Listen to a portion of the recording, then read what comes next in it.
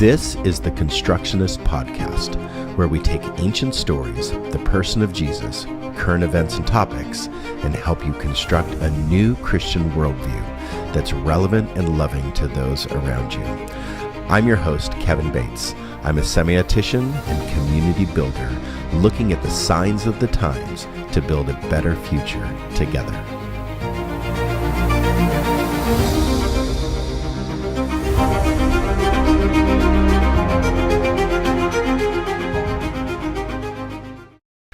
This is the Constructionist Podcast, where we take ancient stories, the person of Jesus.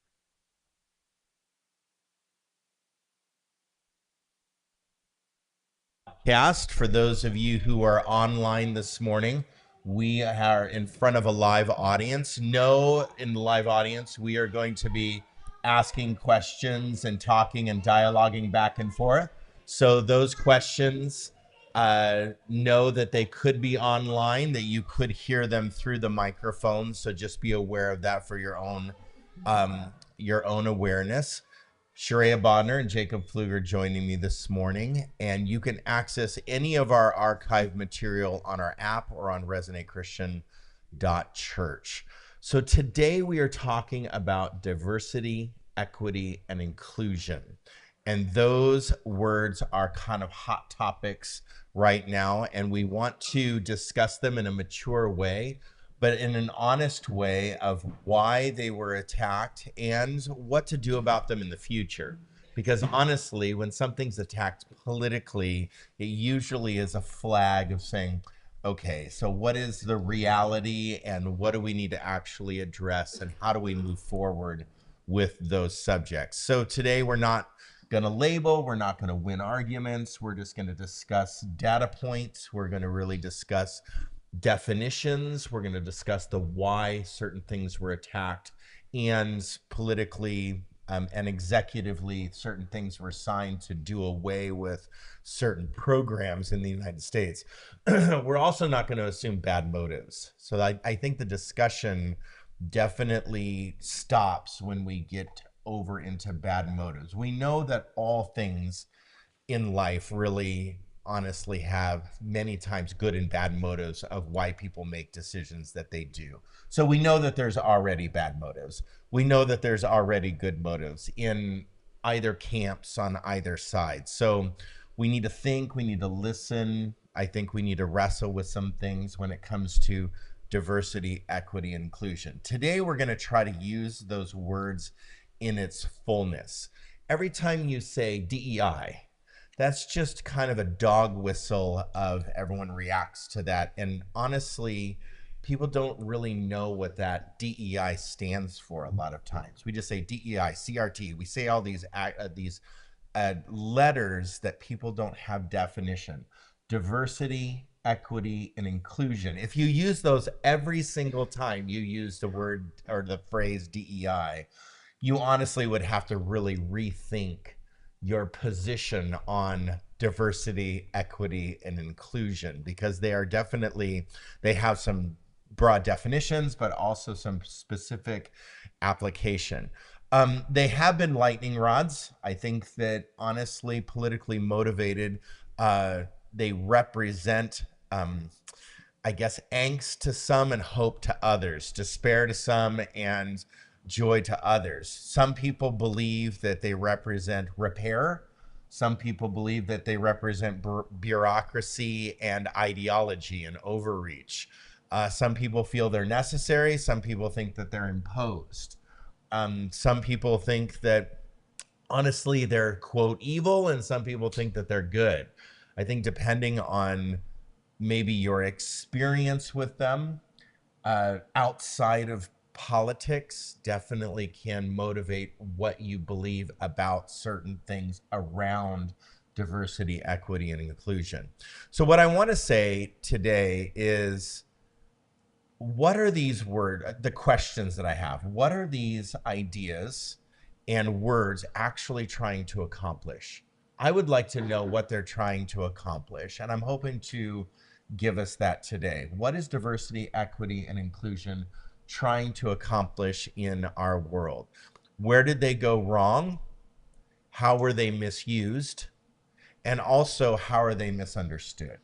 So I think those are really important questions. So DEI, again, stands for diversity.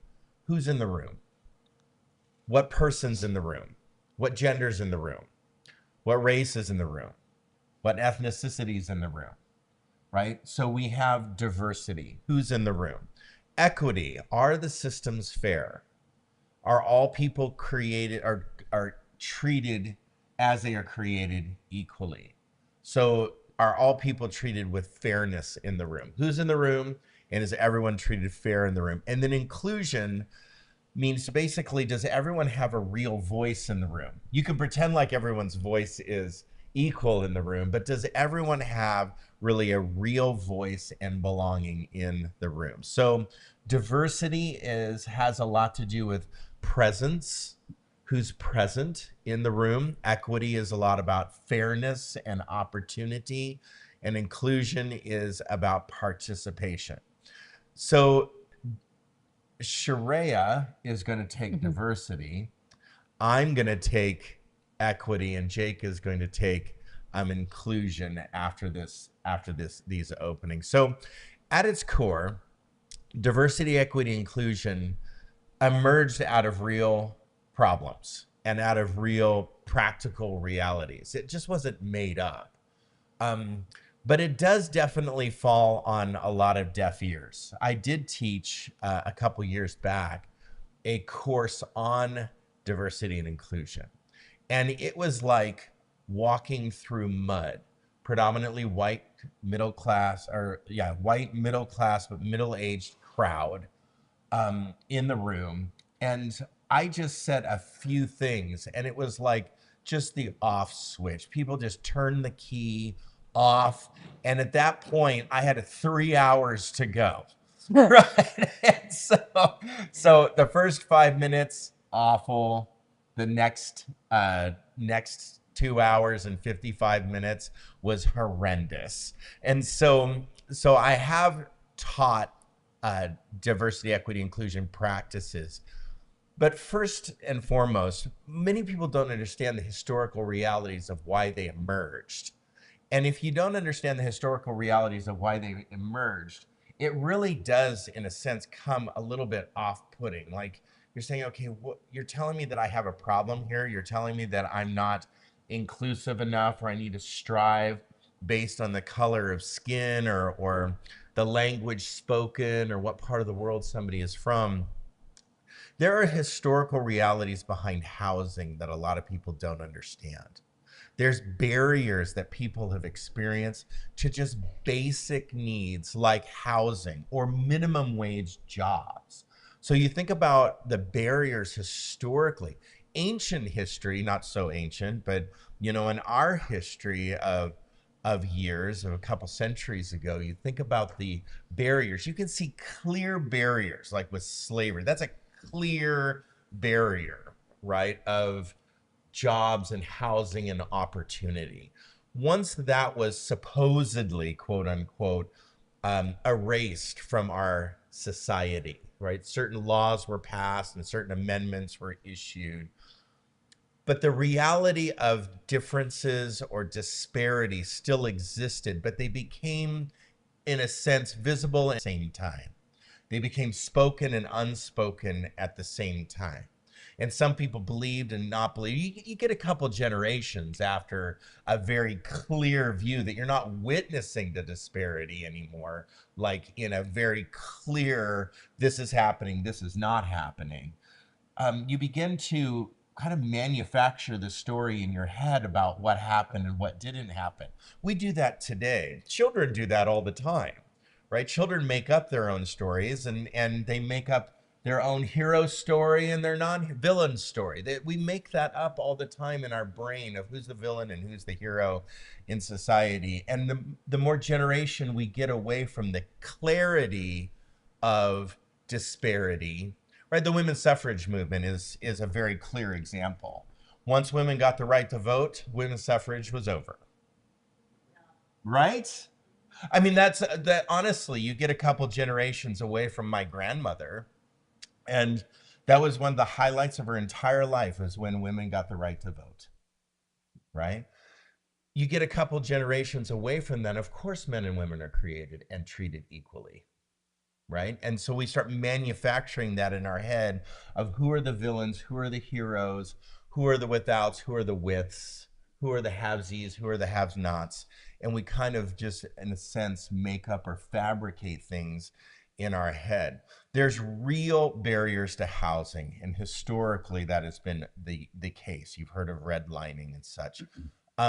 There's real barriers to education, real barriers to, especially with special needs, especially with schools and predominantly people of color in certain neighborhoods. The opportunities in those schools, they are unequal, unequal in society. Barriers to education, barriers to capital.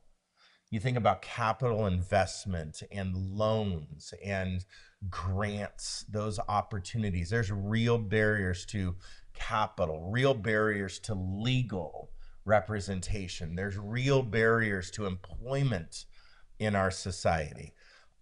Some voices, and I've been in leadership at leadership tables with predominantly white people around the table, but men and women both represented. And it is astounding the time that is taken for the male voice versus the female voice. It's astounding how little females speak at the table compared to men at leadership tables. You can see it. I sit there at leadership tables and I'm blown away and trying to, as Sheree is sitting here and I'm just I know talking, you'll witness talking, it today. talking. Right. I'll try to end very soon. I kid you not. I also just don't like to talk. Yeah, I know. So diversity, equity, and inclusion, right? The playing field has not been historically equal. The playing field has not been historically equal. I think we can talk about why we're doing DEI today too. Yes, we are doing DEI because this is the month of Women's History Month. And two of us up here are not able to speak on that. And yes. So that's why it shows DEI. DEI is, in a sense, the two people groups that have benefited from DEI programs statistically are veterans and women. Specifically white women. Yes. Have benefited most from DEI programs. Yeah. March is also Disability Awareness Month. Okay. Accessibility. Special needs. Yeah. Let's say that in the mic. March is also March is National Disability Month. Is it when ADA was passed? Is that? I'm not exactly sure why. I just have two special needs kids. Yeah, there you go. Yeah. Nice. Okay. Thank you. Thank you for that. So intention and implementation are two different things. And I believe that what has caused the challenge with diversity, equity, inclusion programs is the implementation of DEI programs definitely was not looked upon kindly. And then therefore intention had to be bad. So when we implement something poorly, a lot of times intention gets stained. So why has this been criticized? Well, honestly, it's political climate. This current administration definitely has strongly attacked diversity, equity, inclusion initiatives, pushed back executive orders signed and such. So if you side with a political party or political head, everything that person says has to be true, right? And so that's a main, like, jumping into that camp. Of course it has to be bad because this person is saying that it's bad. But the reasons why it was said that it was bad is a perceived reverse discrimination. So that's pretty known that, okay, so this reverses some kind of discrimination, even though it doesn't, because 30% of the 30% of the world population, 5% of the world's population creates 30% of the international GDP. And out of the 5% of the world's population in the United States that creates 30% of the GDP, most of the people creating the GDP, like 90% of the 5%, is white middle-aged males. And so any oh, down with the white man type of thing, your reverse discrimination. I mean, it's just kind of like throwing pebbles in the ocean at that point, thinking you're creating waves. And so the whole idea of reverse discrimination is just bunk. Ideological enforcement, I think there's been an ideological conformity. So therefore, since it's bad, I have to conform and say it's bad. And so we just it's a crowd theory idea that we can't conform to this because it's bad. You have bureaucratic expansion. So basically, out of programs grew a lot of bureaucracy, a lot of administrative tasks, and a lot of times they became symbolic rather than a performance or metric based. And so I have statistics on that as well. The criticism of focus on merit or identity versus merit. So meritocracy type of behavior, the performance-based behavior that you should be compensated for performance only, not because of identity of any kind. So why do we believe that diversity, equity, inclusion is important and should be implemented? Data shows there's wealth gaps. Data shows there's school funding gaps. Data shows there's disproportionate incarceration rates. Data supports there's healthcare access gaps. Data supports, and it's pretty obvious, you just, open up one news feed and that housing is blocked. There's gender pay gaps that are obvious. There's only one country in the world that has created law around gender pay gaps and calling it illegal. Literally illegal, laws being written around it. And so ignoring systemic realities, I think, is immature, it's irresponsible, and we need to make the change. We do need to implement programs of diversity, equity, and inclusion, because honestly, if we don't implement DEI programs, the moment that people that look like me, right, get on the other side of the fence and we're discriminated against, like fully, right? Once we become the quote minority in 50 years, everyone's going to cry the blues that we don't have DEI programs, right? When the majority becomes the minority, then we start crying. And I think that to create fairness in the world, we do need to just simply and importantly implement healthy diversity, equity, inclusion programs. Take it away. Okay, so I'm talking about diversity.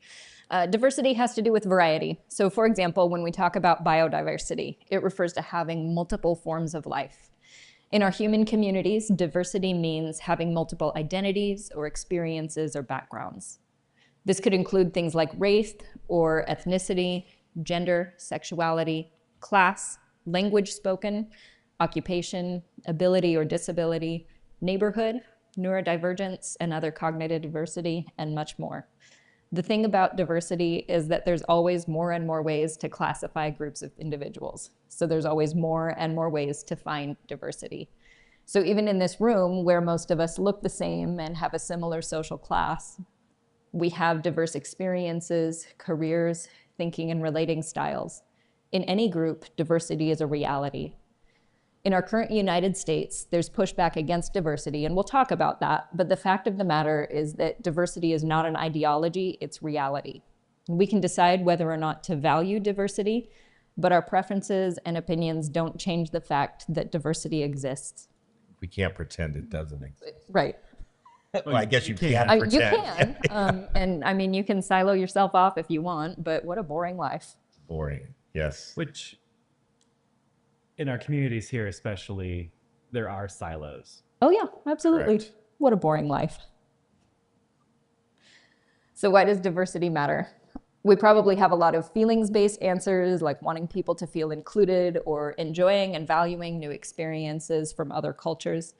And to build more of a solid case for the folks who aren't convinced by the warm fuzzies, diversity matters because it leads to better outcomes. So for example, if we think about like tree planting initiatives, those make us feel good, right? You buy this particular brand of shoes and for every pair of shoes bought, they will plant a tree. But if we end up with a quote unquote forest that is all Doug firs, that's not a forest, it's a farm. For a forest to survive, we need ground cover that protects the soil and all of the organisms that live in the soil. We need vines and shrubs that feed the birds and the bugs, provide them shelter. We need large trees. We need animals. So having a more diverse, ecosystem, it leads to a healthier and more resilient community. Even in my own garden, if all the slugs eat my cabbage, it's okay because I've still got broccoli. Diversity means more resilience. One of my favorite genres of examples are archaeological discoveries that have stumped mostly white male academics for years. And then they ask someone like a woman or a craftsperson, and all of a sudden it's a simple answer. So there's one that'll make the rounds, and I don't know where the truth is in it, because it's been on social media for a while, but there was this Mesoamerican culture that would hide their knives up on the rafters.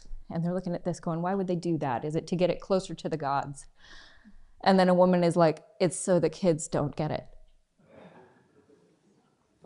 We need diversity because we get a fuller opinion, or like there are bone leather working tools that have stumped people for years, and then they find a leather worker and it's, oh, we still use this tool, like the technology has not changed at all. We need diversity because it helps us to see reality much more fully. There was a study out of the University of Florida of the top firms on the S&P 500 list, and it showed that female representation in top management leads to increase of 42 million in firm value just by having one woman in top management. Another study out of the University of Illinois involved placing students into groups of threes, some of which had only white students and some had 2 white students and 1 person of color.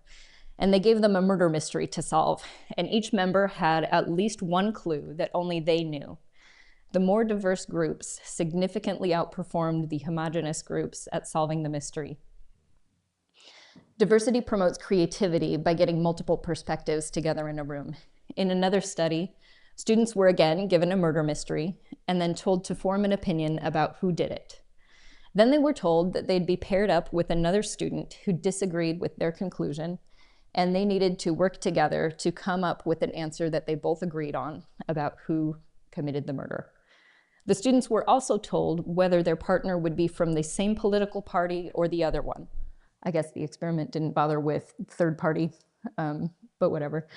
Students, whether they were Republican or Democrat, were less likely to prepare their argument if they knew that the other student had the same political affiliation, even if they didn't agree with who the culprit was.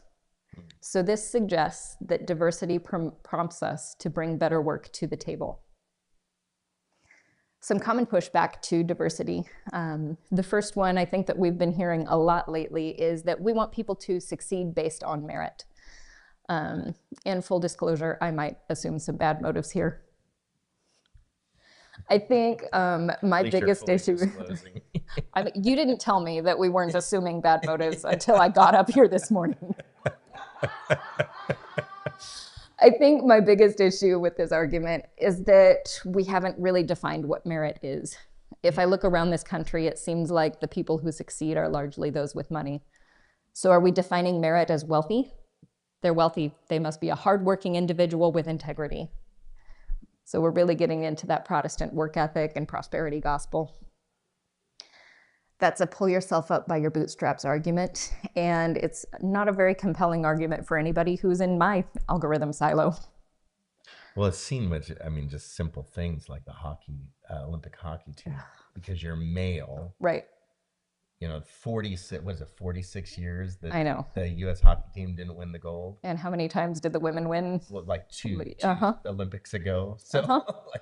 like merit is just based on Being a dude. being a dude. Yeah. Yeah. Yeah. This idea of merit-based success or meritocracy ignores any form of systemic oppression. And if we look at the top achievers in this country, it looks like they got there through being born into wealth, through having powerful connections, getting government contracts and tax breaks.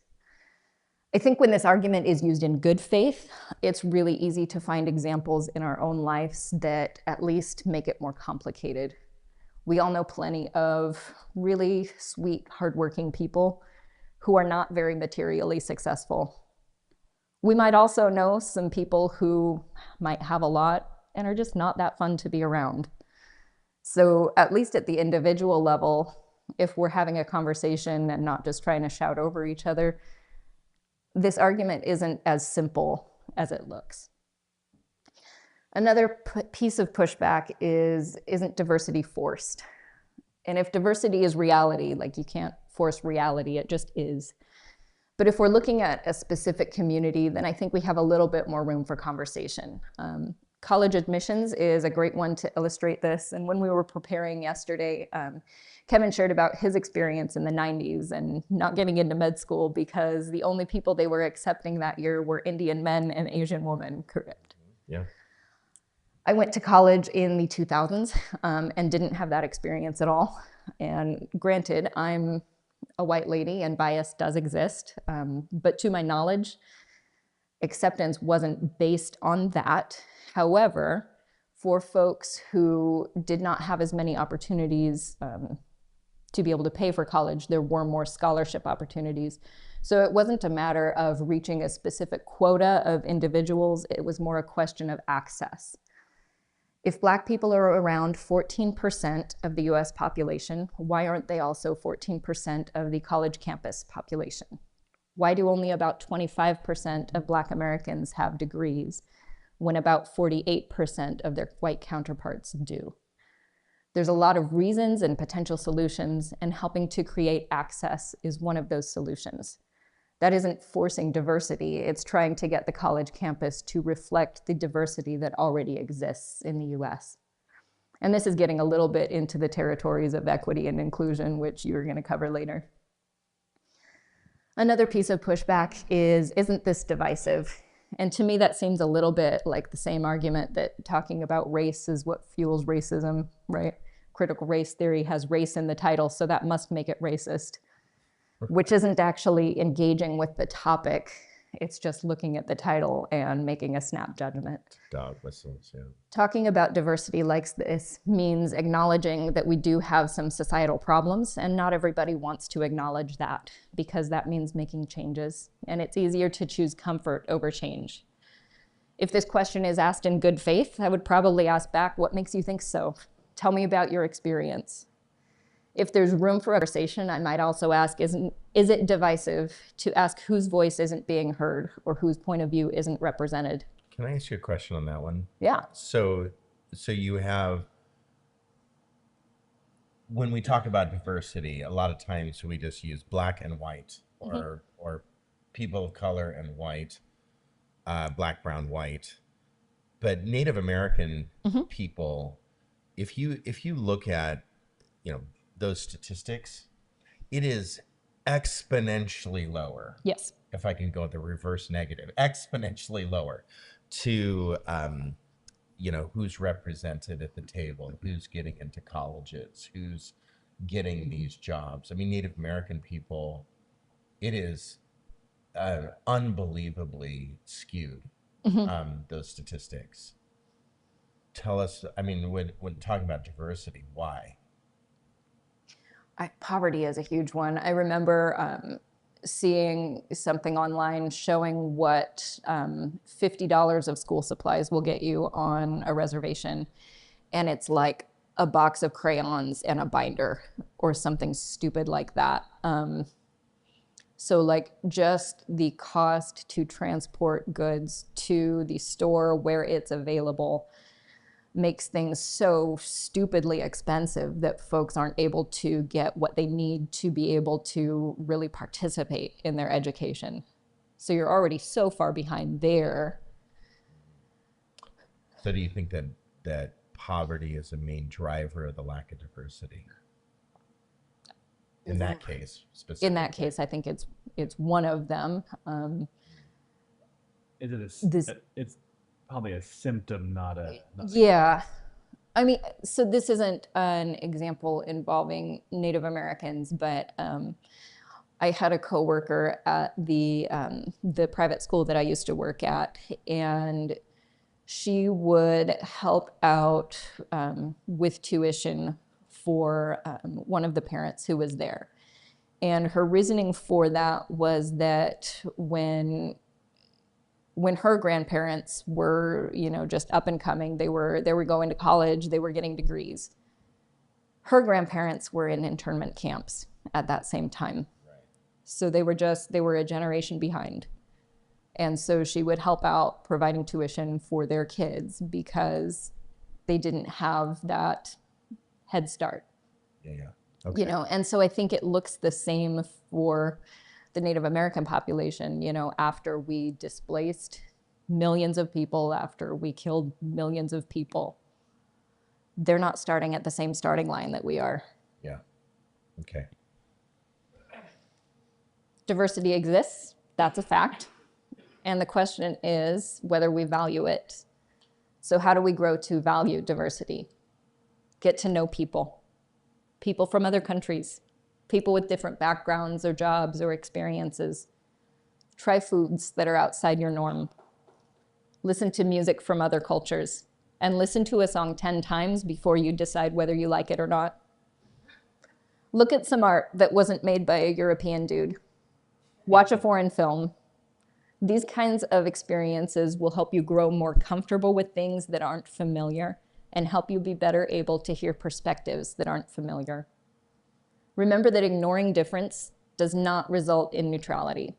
So if we have a system that is trying to throw diversity off a cliff, doing or saying nothing doesn't resolve in nothing happening. It results in diversity being thrown off a cliff. I believe that there are certain things about which we have the moral obligation to not remain neutral. So this whole let's not get political thing, there are things that it's absolutely necessary to get political about. The end. Awesome. Thank you, Shreya. Let's take a couple of minutes to our table talks. There'll be questions up on the screen. So take a few minutes. There's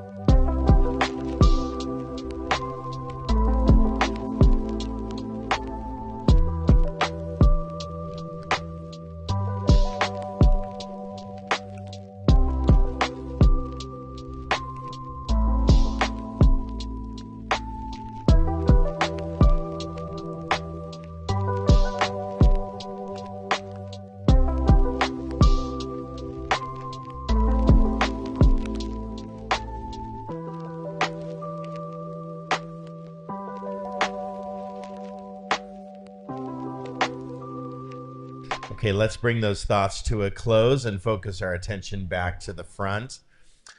Diversity, equity. Equity is a difficult subject matter because a lot of times it's misunderstood.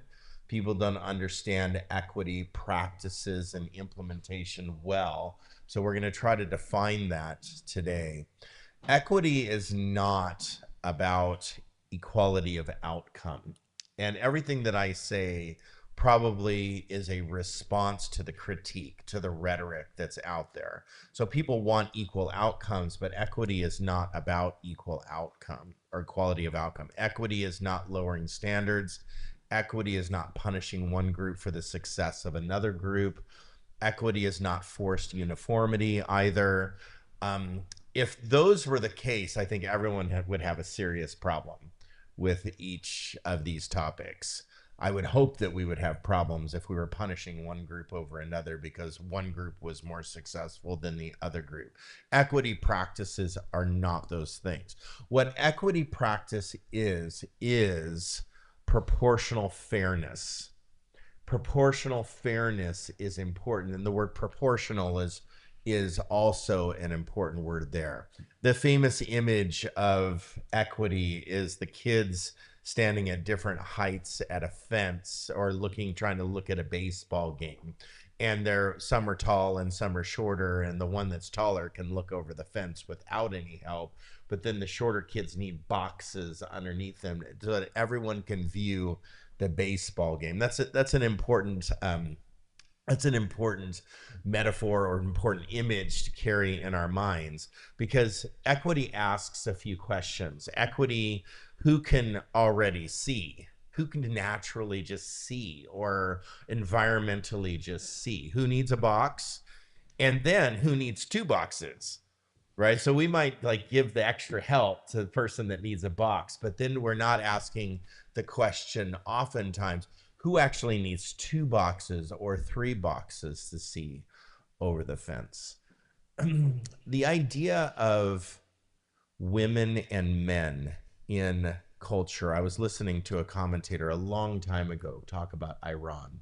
And since Iran's in the news and that we are actively aggressive against Iran right now, one of the critiques of Iran is 50% of their workforce is not engaged in commerce economy, women. And it was said that if Iran really wanted to turn the corner on their economy, they would unleash 50% of their workforce in the economy. Scott Galloway wrote a book called The Man, Notes About Being a Man. And as much as you might be off-putted by this next statement, because Scott Galloway is Scott Galloway, if you know who I'm talking about. But Scott Galloway said we have a male problem in our society. And I'm like, okay, where is he going? Because a lot of times we talk about, that in a sense, like we're down on the male, right? We can't be down on the male. The male problem he describes is incarceration rates, addiction rates, suicide rates, mass shooting rates. Did I say incarceration rates? Correct. Yeah. Are all disproportionately 5%, like 5% are women, 95% are men. Oh, homelessness, houselessness, right? Out on the street, mostly men. And he says, if this is your control group, right, where these people are supposed to be the successful ones, right? The male of our society. If this is our control group, and we have these many problems in the control group, and we're not addressing those problems, there's a serious male problem in society. And a lot of times the people that are incarcerated or have addiction problems or have suicide ideation challenges are abuse rates off the chain, male versus female, off the chain. When you have those kinds of problems, making decisions in society predominantly, earning the most money in society predominantly, leading the charge in politics predominantly, you're going to have a messed up society. And that's his theory, that we have a messed up society because we have a serious male problem holding women back. That's the male problem. So if you look at equity practices, most of the oppressive practices are issued and perpetuated by males in society. So we need to take a hard look at, I think, society, culture, but also gender, why these things are happening, and then what is going to help us get out of this mode that we're in. What is going to help us actually put one box, but then also two boxes for those that are going to, what is it going to take to actually produce an equitable society? If for the longest time, 250 years now, this country, the longest time that we have been disproportionate, and the male with the male problem has actually put these policies, procedures, and society in place predominantly. So real life, I think, might look potentially real life. I know reality is what it is, but real life. Could you imagine providing academic support for underfunded schools? Like, just imagine that for a moment, that we look at the billions of dollars that we spend at a national level, and we just take a few of those dollars and we provide additional academic support to underfunded schools. If we adjusted policies for the people that are maybe unintentionally excluded and intentionally excluded, maybe we need to just imagine that kind of society. Ensuring hiring pools are broad enough to just look at overlooked talent. I mean, just like, let's just broaden our hiring pool just a little bit to just call it meritorious talent that's out there. That we would broaden it to that, just that. Offering maybe translation or other language speaking people, that we would offer policies and practices to help parents engage with their children's education. Just simple things. I think that in just looking at those simple things, I think access matters, therefore equity practices do matter. There is a moral core, I think, to equitous type practices. Equity rests on a simple question: is opportunity truly available to everyone, or is it just theoretical speak? Right? I think a lot of times we just theoretically speak because we want it to be true, but in practice, is opportunity truly available? So there's lots of examples I can give of that, but honestly, if your hands are tied when you're trying to climb a ladder, that's going to be really difficult, right? So like equity would say, let's untie a person's hands. And how do we do that? Is it one box? Is it two boxes? Because equity practices are not, I'm going to climb the ladder for you. That's not what an equity practice is. We all have to climb our own ladders. But equity practices, I'm going to untie your hands to climb that ladder. Yourself, you're going to have to climb it, but we're going to put the two boxes underneath you or untie your hands. I think the danger of equity, or the lack of reality of equity practices, is the idea of denial.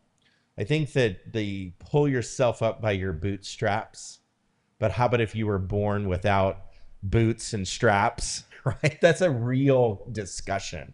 I think that pretending like disparities are entirely based on a person's failure, individual failure, is just false. You statistically can't prove that, and you can just look around at some of your friends and you can see that there is real trauma, there's real disparity, there's real oppression that needs to be addressed. You think about special needs kids, and you ask yourself, do all special needs kids have equal access to education like a non-special needs kid. I can tell you for a fact that that is not true.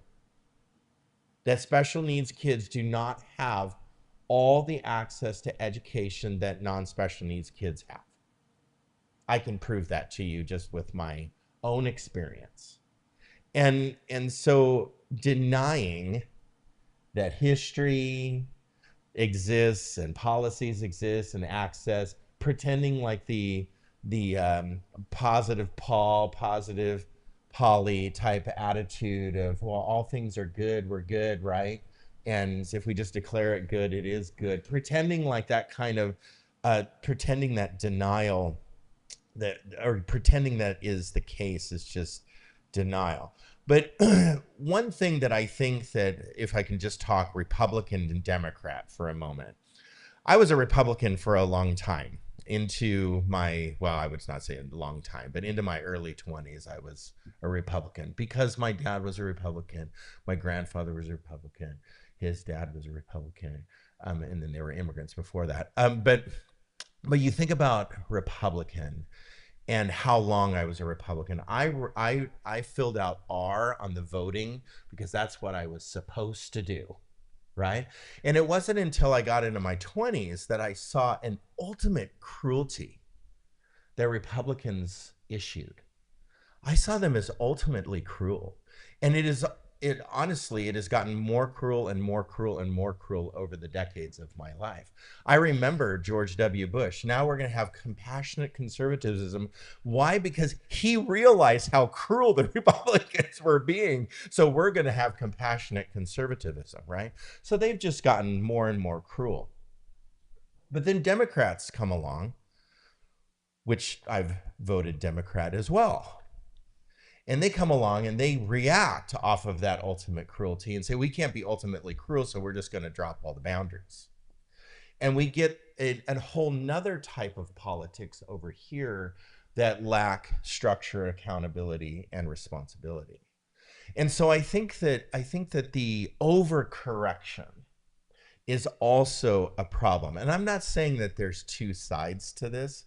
I'm just saying that this makeup of these two reactions to life isn't working, right? So what is that human reaction that I need to have? What is the human responsibility? I think that human complexity is real. Cultural complexity is real. I think agency matters. Human beings are complex beings. Everyone needs to be taken as they are, who they are, what they're doing, why they're doing it, why their past exists. I think that equity basically lives in that tension of performance and responsibility and also human complexity. And there's a tension there. In my world, in the business world, I look at, I don't want to lower my standards. I don't want to just lower my standards to hire somebody. I don't want to, virtue signal and say, oh, I have my token person working on staff that's this or that. Look at me, right? It's just the whole symbolic gesture. I want real performance. There's money to be made. There's goals to be met, and there's performances before I make a bunch of customers mad. We got to do the work, right? And so I care about excellence in the workplace. I do. But I also know one thing. If I just hire from a small, narrow network of people, I'm going to get a small, narrow network of customers, right? There's coffee shops that exist that only feed into one small, slender customer base, right? And sometimes their staff only wears very slim, small covering clothing, right? And that attracts, names won't be included, but that only attracts one slender, small slice of life, which is a disgusting practice, but we can talk about that later, right? But Are you talking about bikini baristas? no, stop. So that's only one slice of life. If we hire from a small network of people, we're not addressing the entire culture. We're not dressing America. We're not servicing America. We're servicing this part of America. So I will miss talent. I'll miss customer base as well. I'll miss, because customers are based on a network of relationships. People come through a network of relationships, and the staff that's there also has a network of relationships. They create retention, they create sometimes attrition. So when we hire a staff, they bring a whole new crowd, or they retain a whole new crowd of people. That's the reality of doing business in the retail world. So we hired a middle-aged white male. Right? Usually baristas are like, barely out of high school, right? But we hired this middle-aged white male. He's extremely, very extroverted, moving to excitement, irritation, right? So this is who he is, right? We also have a customer that I don't think has smiled in 15 years of business, right? Has come maybe once a month, once every few weeks. And this person is just grumpy, like grumpy, right? Beyond normal grumpy. Always having a bad day. Always having a bad day. They're in this room right now. They're in this room right now. No. Because we hired an more aged person that's roughly my age. That's not the owner, because the owner's supposed to be old, right? But we hired somebody that was more middle-aged. This person that wasn't the owner. This person literally has turned the corner with grumpy pants. Well, just for that one person. Though. With that one person, right? I don't think this person could ever be turned around, but middle-aged male, right? Connected. This person smiled the other day. I was shocked. This person walks up to the counter. Their face had to hurt. Smiling. It must have broken their face to smile, right? Unbelievable, right? Because I looked at age and saying, okay, can that person's age bring a different talent to the table? Example 2, we hired a Latin American Spanish-speaking person. Right? This person, how do you know they speak Spanish? I can just tell that they speak Spanish. So he starts speaking Spanish to people instantly, because he can just tell, like clairvoyance or something, that he can just tell that this person speaks Spanish. It does get really awkward if they can't. Yeah, it does get awkward sometimes. Yeah. But he connects with all kinds of Spanish-speaking people. He has brown skin, speaks Spanish. If I just look at strategic intelligence, just basic strategic intelligence, right? Just providing an opportunity for that person and diversifying our employee base represents an entire other population of people that represents more of America, right? The United States. So equity in business terms is expanding. Just business terms. We're talking just, bottom line, just like no emotion behind it. Right? Let's just take the emotion all away from it. Removing artificial barriers and real barriers of all kinds to diversify your employee base definitely represents a larger group of people, definitely services a larger group of people, and makes business and the environment more successful in general. But the emotional reality is there's a fear. And the fear comes into play when I'm losing the opportunity. I'm going to lose the opportunity over the Spanish speaker. And I sit there and question, okay, this person had to learn English. Spanish was their first language. They had to learn English, right? Me, I've taken like 4 years of Spanish, and I couldn't, hola, that's about where I'm at still. And why has that been so difficult for me? Because I haven't had to. It's not put on me as a requirement. I haven't been under the pressure to perform and underneath and having to get above. I've never had that kind of pressure when it comes to languages, right? Because I'm just homogenous with everybody else. Everybody in here speaks English, so therefore I don't need to know Spanish. But this person has had to climb that that ladder. And so I think that if we can reframe a little bit here, and honestly, when we just look at losing opportunity, that's just a false reality. That's just a false notion that I'm going to lose, or I'm going to be replaced, the great replacement theory. I'm going to be replaced by someone. I think that we need to rethink that. Being blamed for history, right? Like my great grandparents were German. So if you think about that and who they sided with back in the day, right? Just think through that for just a second, right? If you know history, I mean, the stains on our history are real, right? And we have real stains on history. And honestly, we don't need to be blamed for history. We need to address our history. And we need to change the future because of the history, not forget history or, feel threatened by history. Being categorized rather than looking at me as an individual, that can become a fear. So I think that we need to go through a reframing. What do you think about equity not being a redistribution of power, but a distribution of power? Not a redistribution, but just a distribution. Like we're giving power, right, to others. Expansion of participation. I mean, how much more, like you said, it was boring. I don't know if you've walked into, nothing against our high school and everything against our high school, but if you walk into the high school, right, it is a psychological exercise of boredom. If you walk through the hallways, they're all gray. If you walk up the staircase in the high school, up and down the stairs, it's all neutral colors.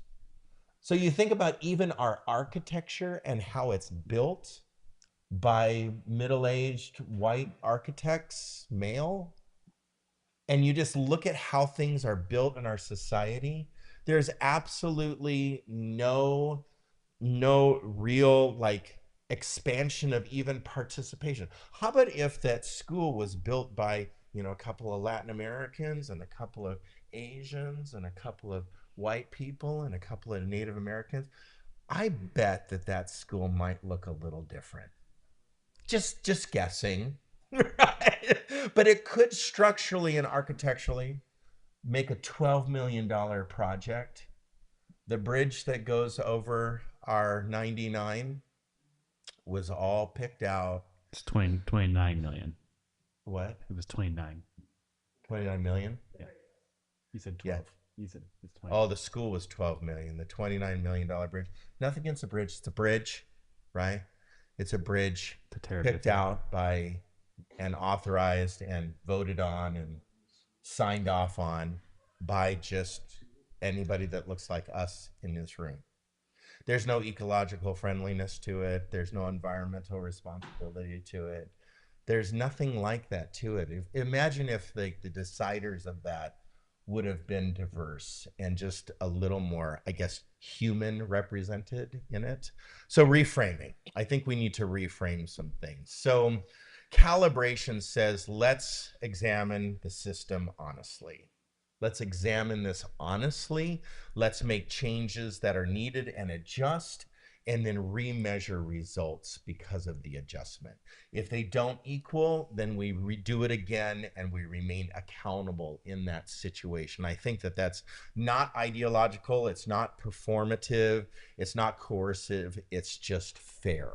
And looking at fairness, I think, is important. So equity works best when it's data informed, outcome measured, and avoids moral dissing and shaming.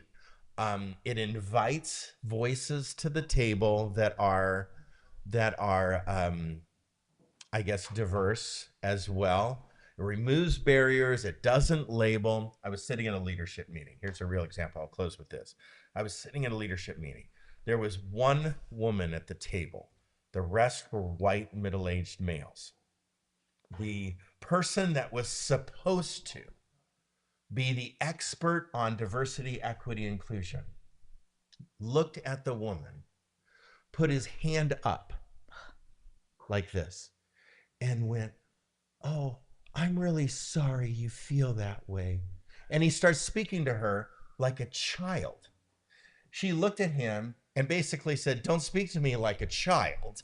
I mean, you're talking a CEO, this female is a CEO of a company, right? So it's, and he was just a government worker, right? A low-flying government worker. And she's the CEO of a company. And so I'm looking at this interchange. Boy, guess who got a letter, right? She wrote a letter, and that person, I sat down with that person, fired him from the leadership table, right? Fired him. 2 white males going at it in the room.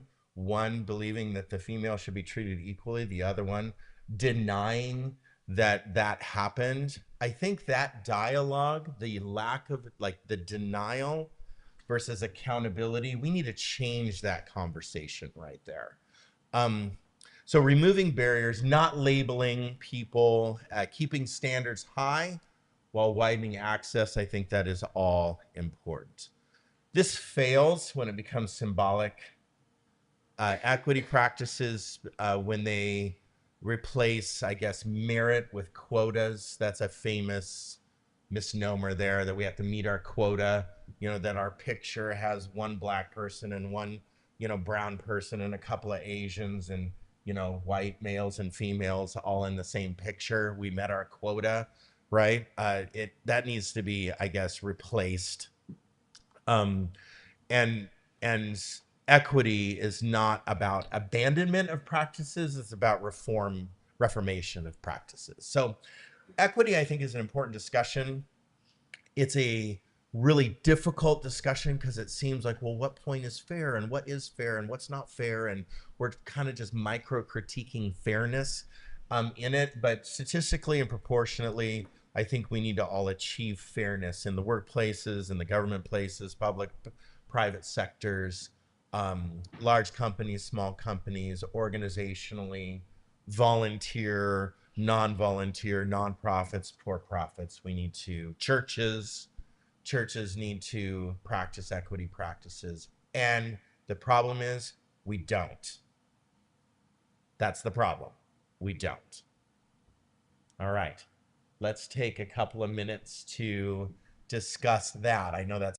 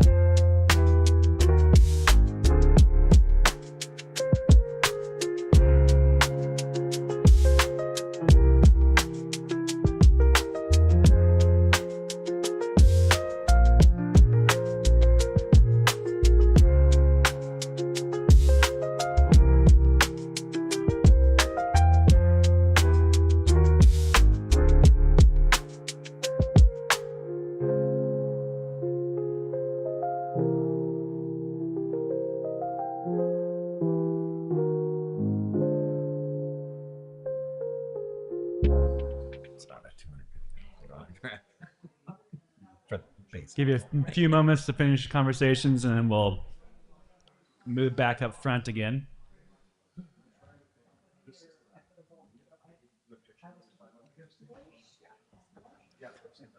So we did diversity, did equity, and now inclusion. I'm going to move pretty quick for the sake of Sammy. God bless her. Amen. A couple studies. If your home was built before 1968 in Oregon, there is probably a clause on it that says a black person cannot own this home.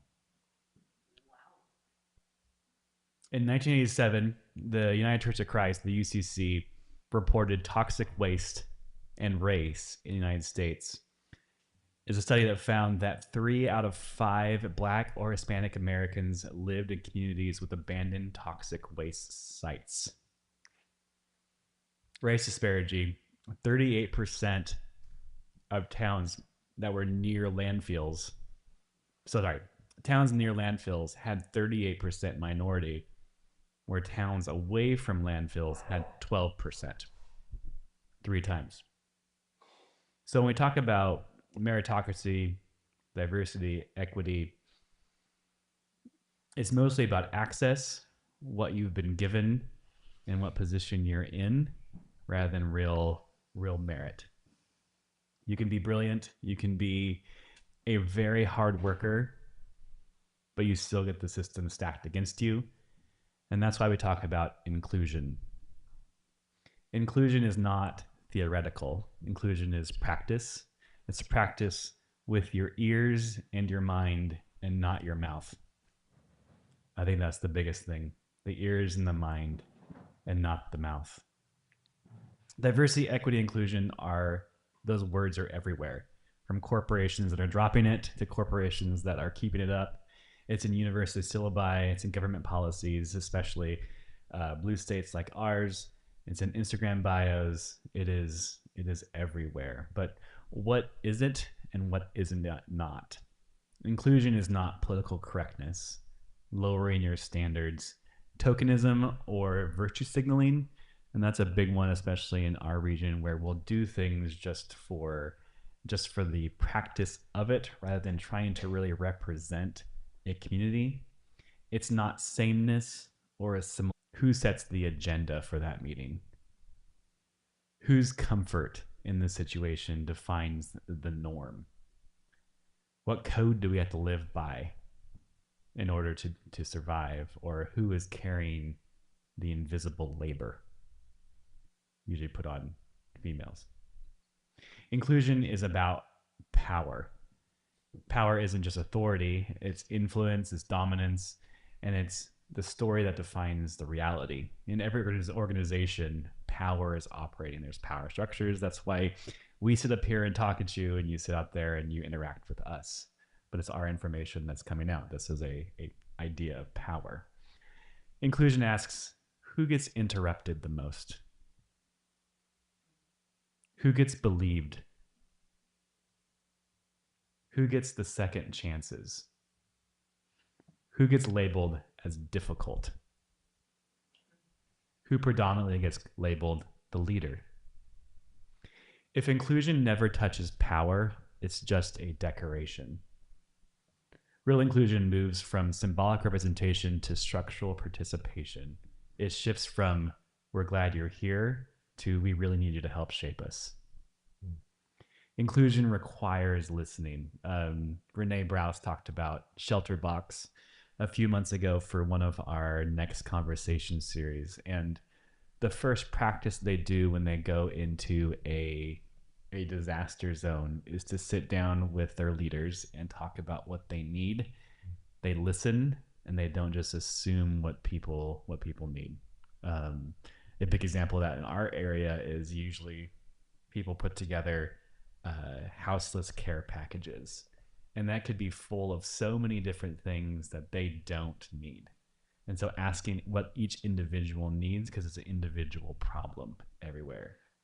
Inclusion requires curiosity over certainty. We don't know, and that's humbling. We need humility in order to be inclusive. patience over performance. This takes time. Inclusion is not agreement. You can still disagree with somebody and still respect their humanity, protect their safety, and make room for their participation. That takes humility, and that takes self-security, I would say. You have to know who you are in order to do it, and it is hard. It's hard because when you're including other voices and you, let's say, disagree with that voice, let's say they just say something that's disagreeable, how we've traditionally responded is based on who they are, the color of their skin. That's a traditional response. Like, well, they don't know what they're talking about because they are blank, right? And that's something that when in adopting children, my wife and I had to go through the HEG certification. So we had to go through training of looking at biases in my mind and my framework. And that was a very difficult process for us to go through because I just noticed my bias and I didn't like that about myself. And so, they would put up a picture of an Asian female and a black male. And they said, who's better at math? Who's better at basketball? Right. So we have stereotypical biases that are subconscious in our brain, even. And so our response becomes a bias. Like, well, that person doesn't know what they're talking about because they are blank. So even before they open their mouth, we do have bias that we need to put in check. And that's very difficult.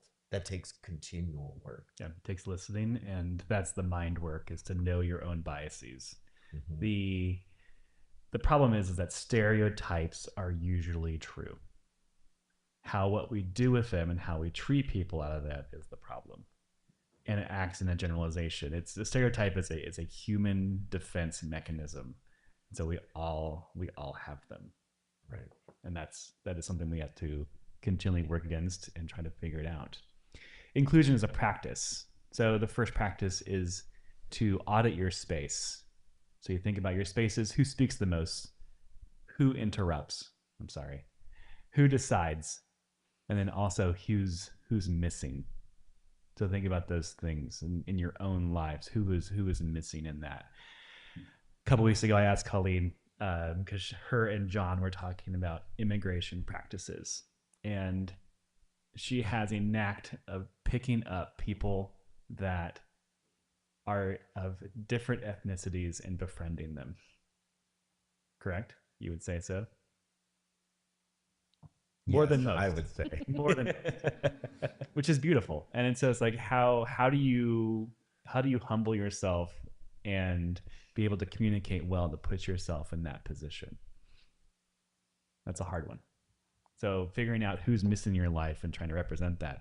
I think the problem with the trans conversation has more to do with people not knowing a trans person, and it has to do with the individual itself. So when you can put a face and a name and a relationship to issues, that's when things change. Do we know immigrants? Do we know undocumented immigrants? Do we know LGBTQ plus people? Do we have them in our lives, and are we trying to befriend them? You don't have to agree with everything, but they're still human. We then need to normalize feedback, create pathways where people can safely name harm without retaliation and without dismissal.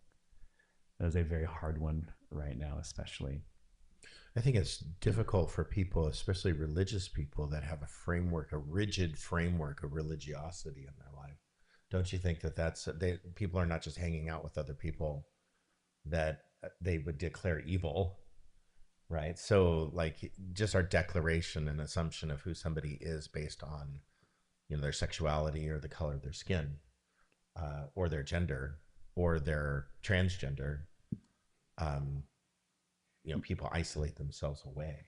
Which is interesting because and if we believe in the Christian message, that is the exact opposite of what Correct. Jesus did. Correct. The least of these, the dining with the notorious sinner and the prostitutes. Right. It's just different.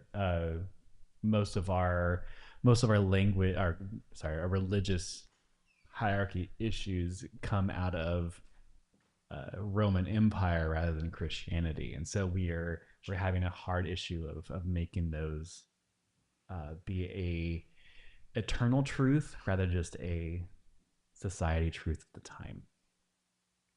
So use language carefully. Language shapes culture. Inclusive language isn't about being trendy. It's about reducing unnecessary harm. Build systems, not just sentiment. Policies matter, hiring processes matter, accountability matters, compensation structure matters. We've talked about all of this already. Inclusion must move from emotional aspiration to structural embodiment. A big idea of this is when you pull into your town, we can make real change locally.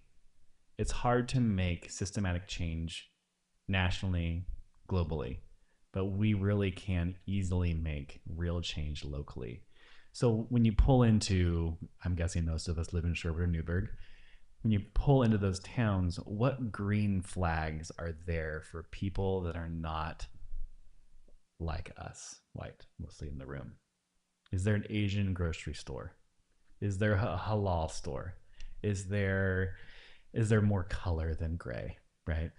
And so what green flags are there? But then also you have to look at what red flags are there as well.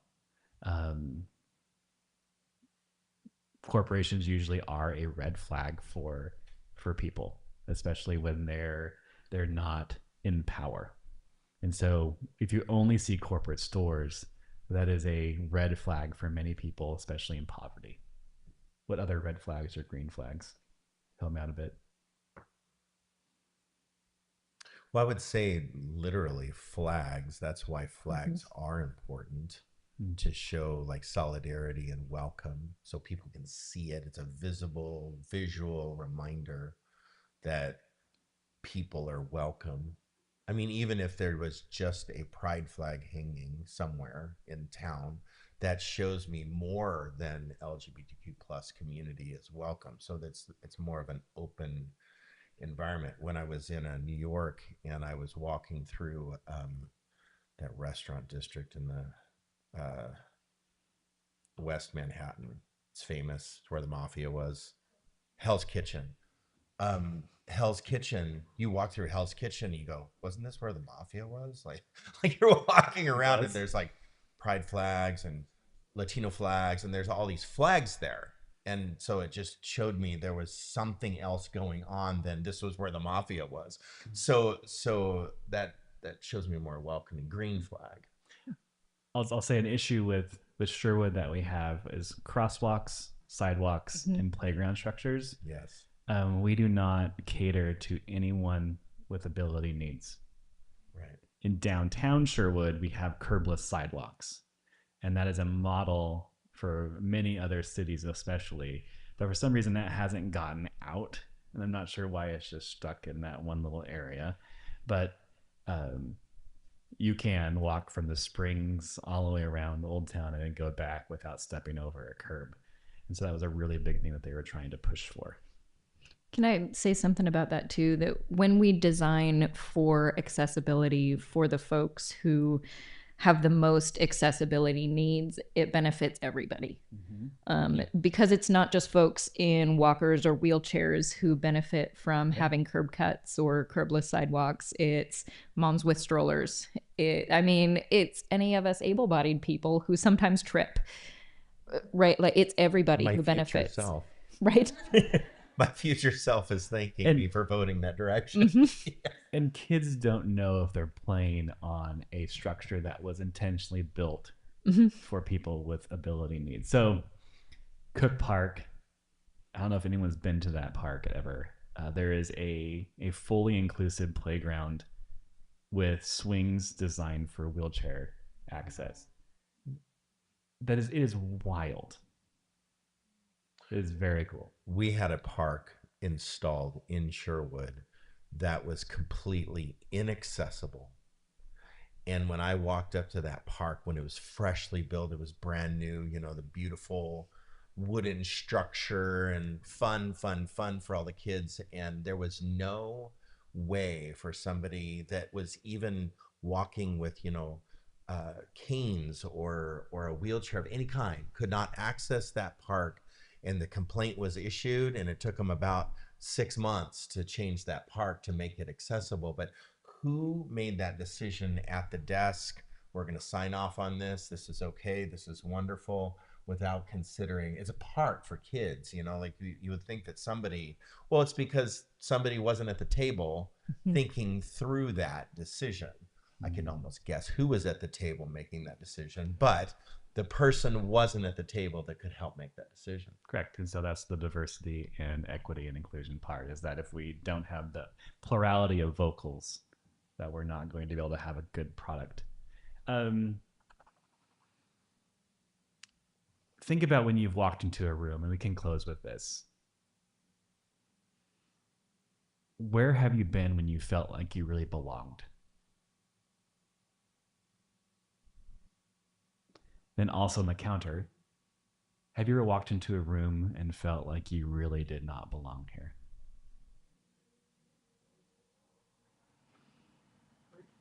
So the inclusion practice is personally and locally to figure out, to listen, and to curb your own biases in order to create that belongingness in all of our communities. And so DEI is great, but if you don't have belonging attached to it, it's going to fail. Yeah. It will always fail. And so the new acronym, acrostic-ish, is DEIB. If you don't have belonging in there, the other three are just virtue signals. All right, let's take a couple of minutes to have some concluding thoughts around the table, just with a few more questions, and then we can end with that. So just take a couple more minutes to have a discussion.